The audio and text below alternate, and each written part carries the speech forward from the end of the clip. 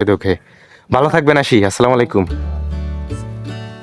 লালমনিরহাট জেলার নয়ারহাট গ্রামের চাচার চাচির গল্প যেন এক সহজ সরল জীবনের প্রতিচ্ছবি। 50 বছরের সংসার, যেখানে ঝগড়া, রাগ, অভিমান সবই আছে, কিন্তু দিন শেষে তাদের সম্পর্কের মূলে একটাই শক্তি, ভালোবাসা। চাচা আর চাচি একে অপরের পরিপূরক। চাচার দিন শুরু হয় অন্যের জমিতে কৃষিকাজ করে।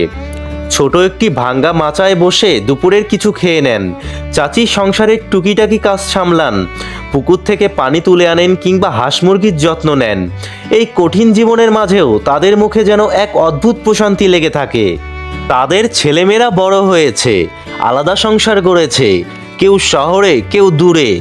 বাবা মায়ের কথা হয়তো তাদের ব্যস্ত জীবনে ভুলেই গেছে, তবু চাচা চাচি এই ছোট্ট বাড়িতেই নিজেদের মতো করে বেঁচে আছেন। বেশি কিছু চাওয়ার নেই তাদের।